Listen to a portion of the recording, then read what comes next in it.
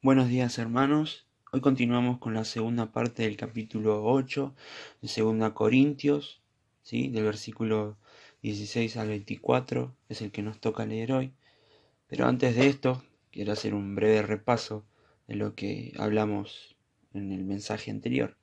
Y en el mensaje anterior, hablamos acerca de Segunda Corintios, capítulo 8, del versículo 1 al versículo 15, y podíamos ver diferentes ejemplos de cómo con respecto a la ofrenda, ¿sí?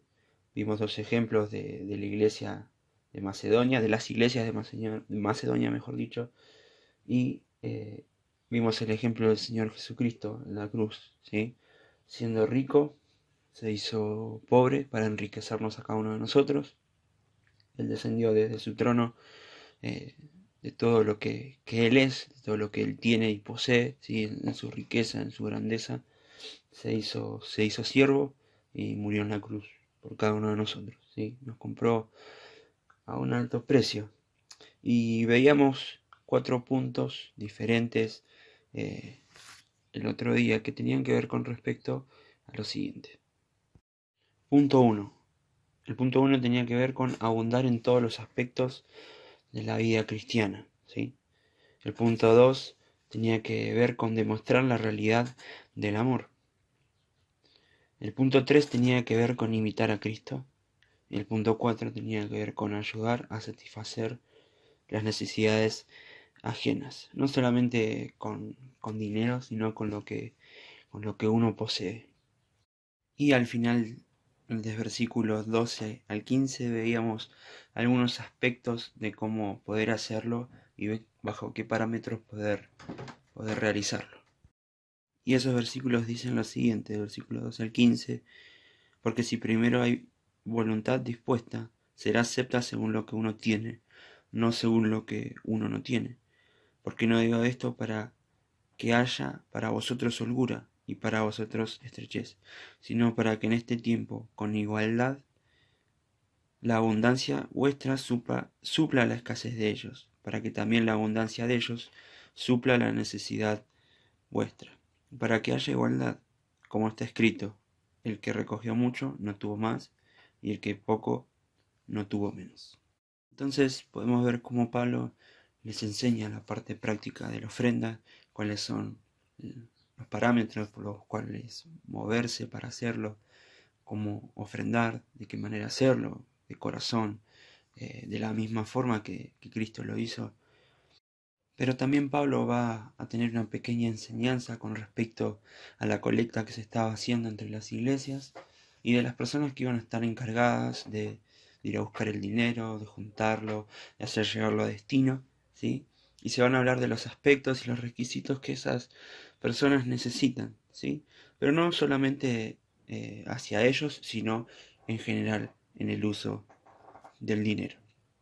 Entonces, ahora sí, dicho esto, comenzamos la lectura en 2 Corintios, capítulo 8, versículo 16 al 24. Y voy a leerlo en la versión de Dios habla hoy, ¿sí? Dice lo siguiente: gracias a Dios que puso en el corazón de Tito la misma preocupación que yo tengo por ustedes. Pues aceptó mi encargo, y como él mismo está muy interesado en ustedes, ahora va a verlos por su propia voluntad.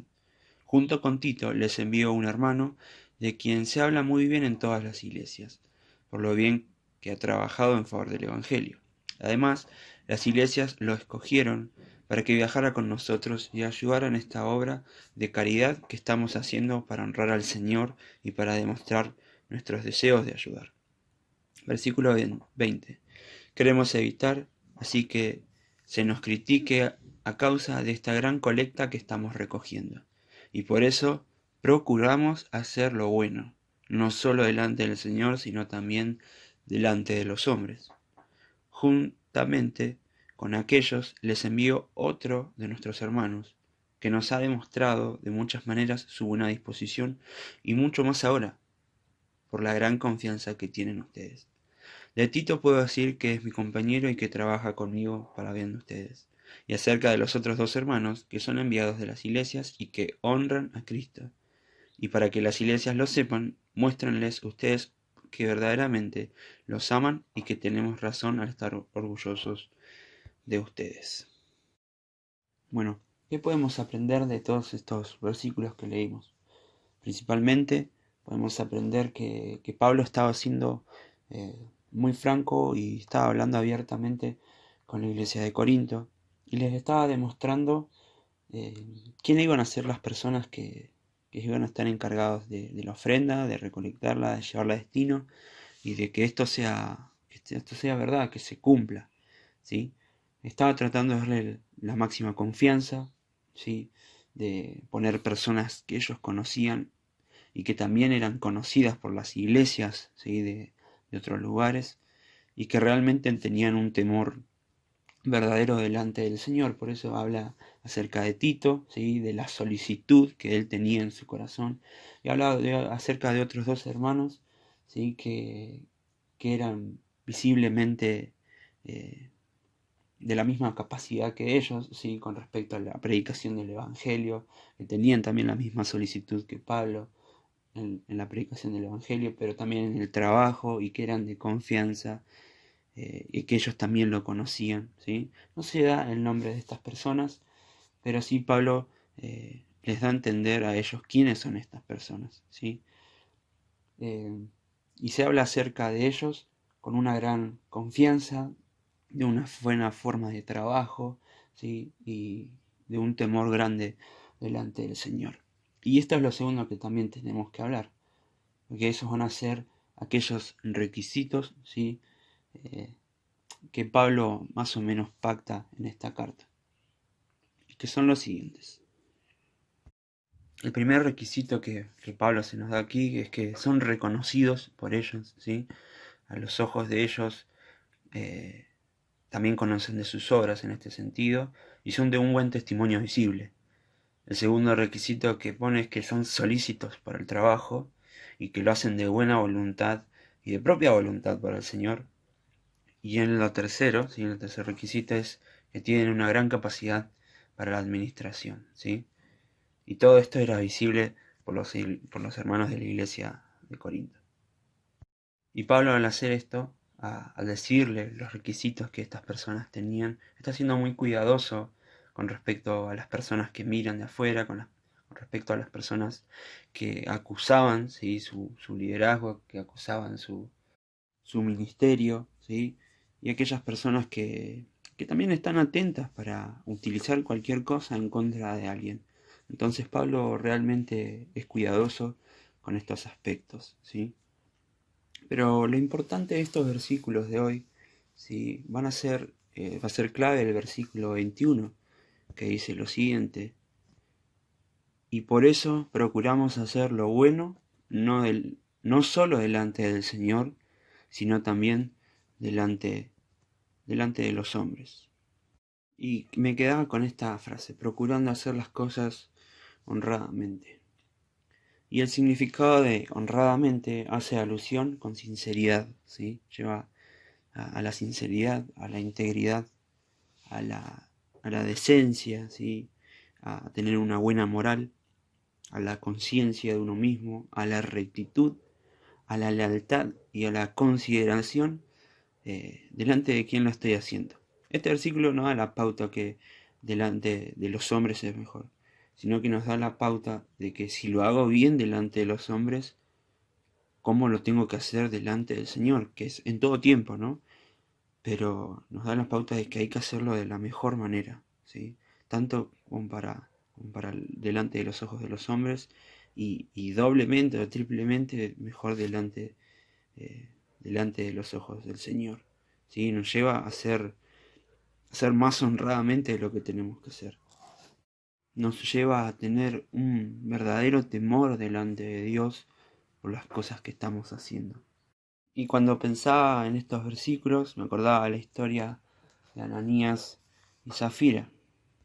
Y voy a leer en Hechos, ¿sí? Capítulo 4, versículo 32 al 5, versículo 10, ¿sí? Que dice lo siguiente: y la multitud de los que habían creído era de un corazón y un alma, y ninguno decía ser suyo propio nada de lo que poseía, sino que tenían todas las cosas en común. como vimos en los versículos del 1 al 15. ¿Sí? Y con gran poder los apóstoles daban testimonio de la resurrección del Señor Jesús, y abundante gracia era sobre todos ellos. 34. Así que no había entre ellos ningún necesitado, porque todos los que poseían heredad o casas las vendían y traían el precio de lo vendido, y lo ponían a los pies de los apóstoles, y se repartía cada uno según su necesidad. Entonces José, a quien los apóstoles pusieron por sobrenombre Bernabé, que traducido es hijo de consolación, levita, natural de Chipre, como tenía una heredad, la vendió y trajo el precio y lo puso a los pies de los apóstoles. Y aquí centramos en la vida de Ananías y Zafira. Versículo 1 del capítulo 5 dice lo siguiente: Pero cierto hombre llamado Ananías, con Zafira, su mujer, vendió una heredad y sustrajo del precio, sabiéndolo también su mujer. Y trayendo solo una parte, la puso a los pies de los apóstoles, y dijo a Pedro: Ananías, ¿por qué llenó Satanás tu corazón para que mintieses al Espíritu Santo y sustrajeses del precio de la heredad, reteniéndola? ¿No se te quedaba a ti? Y vendida, ¿no estaba en tu poder? ¿Por qué pusiste esto en tu corazón? No has mentido a los hombres, sino a Dios. Al oír Ananías estas palabras, cayó y expiró, y vino un gran temor sobre todos los que lo oyeron. Y levantándose los jóvenes lo envolvieron y sacándolo lo sepultaron. Pasado un lapso, como de 3 horas, sucedió que entró su mujer, no sabiendo lo que había acontecido. Entonces Pedro le dijo: Dime, ¿vendisteis en tanto la heredad? Y ella dijo: Sí, en tanto. Y Pedro le dijo: ¿Por qué convenisteis en tentar al Espíritu del Señor? He aquí la puerta, los pies de los que han sepultado a tu marido, y te sacarán a ti. Al instante ella encalló a los pies de él, y expiró. Y cuando entraron los jóvenes, la hallaron muerta, y la sacaron y la sepultaron junto a su marido. Y vino gran temor sobre toda la iglesia, y sobre todos los que oyeron estas cosas.